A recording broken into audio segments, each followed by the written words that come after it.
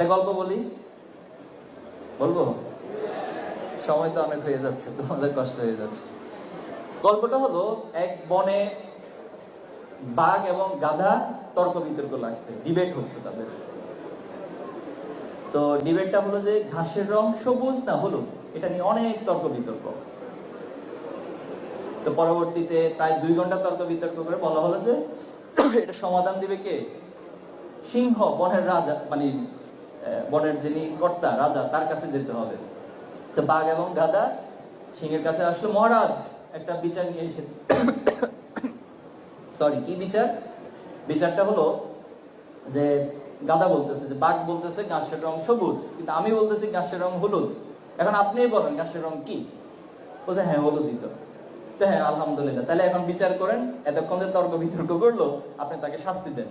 তো বাঘকে বলা হলো যে তুমি আর শাস্তি হলো, তুমি আগামী 2 মাস কোন ধরনের গর্জন দিতে পারো। বাঘ কিন্তু গর্জন করে, তোমার 2 মাস গর্জন দেওয়া বন্ধ। এবার গাধা তো নাচতে নাচতে চলে গেল, খুব খুশি, ভালো বিচার পাইছে সে। এবার বাঘ বলতেছে, মহারাজ আপনি এটা কি বিচার করলেন? আপনি কি জানেন না ঘাসের রং সবুজ? অবশ্যই আমি জানি ঘাসের রং সবুজ। আপনার মাঝে আরো কয়েকজনকে ডাকেন, তারা বলুক ঘাসের রং কি সবুজ। তো তাহলে আপনি আমার প্রতি অবিচার কেন করলো?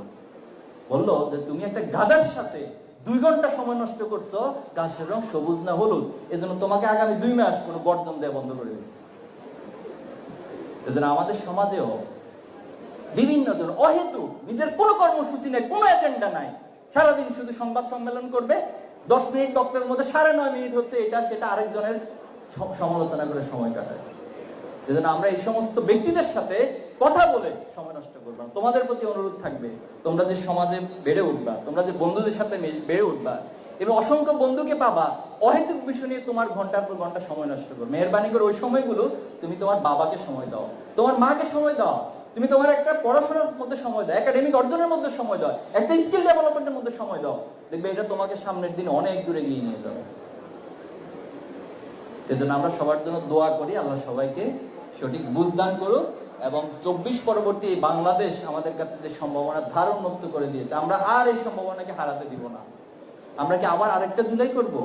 আরেকবার কি আমাদের মায়েরা জীবন দিবেন, আমাদের ভাইয়েরা জীবন দিবেন, বোনেরা জীবন দিবেন? বারবার কতবার জীবন দিবে এভাবে? তাহলে আমাদের জন্ম কি বাংলাদেশ শুধু জীবন দেওয়ার জন্য, রক্ত দেওয়ার জন্য? আমরা কি বাংলাদেশকে কোনোদিন আলটিমেটলি গড়ে তুলতে পারবো না?